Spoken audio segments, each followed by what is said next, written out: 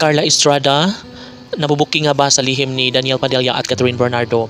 OMG kung ano man ito, sana'y mas ikatutuwa ito ng taong bayan. Dahil nga naman, posible nga na mangyayari pa ang kanilang paghihiwalay gayong mas umiinit pa lalo ang kanilang pagmamahalan sa isa't isa.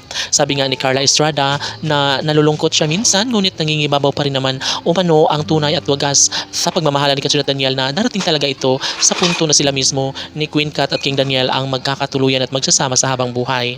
Never na napanghihina ang loob si Carla Estrada dahil mas naniniwala siya sa kakayahan at tunay na pagmamahalan na nararamdaman sa mga puso ni Catherine Bernardo at Daniel Padilla.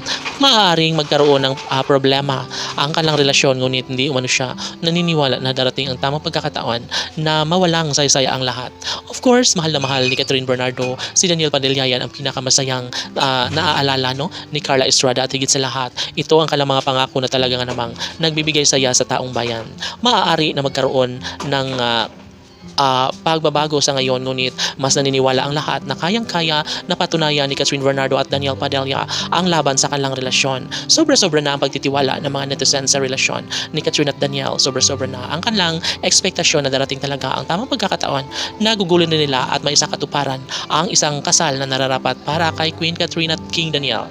Siyempre lahat ay gagawin ni Carla Estrada dahil ito lang naman ang kanyang pinakapangarap noon pa man. Ito lamang ang pinaka-the best sa pangyayari ngayon, lalo na mas uunahin pa rin ni Carla Estrada ang magkaroon ng pagbabago daan tungo para sa tunay na kaligayahan na nararapat lamang para kay Daniel Padilla at Catherine Bernardo. Posible nga na maisakatuparan ang lahat ng ito. Ngayon pa lang ay hindi natitigil si Ma'am si Carla Estrada at naniniwala ang lahat na magkaroon din ng pagbabago, magkaroon ng habang buhay na desisyon para sa tunay na kaligayahan ni Catherine Bernardo at Daniel Padilla.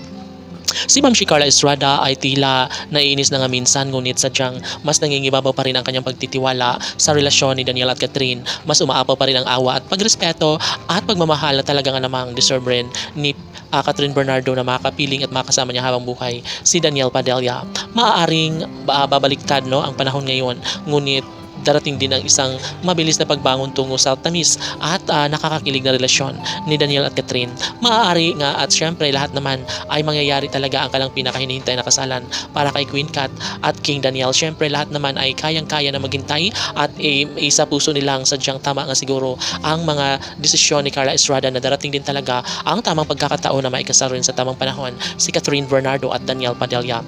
Ilalaan umano, pangako ito ni Daniel na sadyang ilalaan niya ang oras at pagmamahal para sa kanyang nag-iisang nobya, ang pinakamagandang babae sa balat ng lupa na si Casey Concepcion.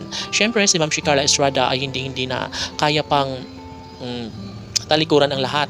Hanggat kaya ni Catherine at Daniel ay mangyayari din ang kasalan. Laban!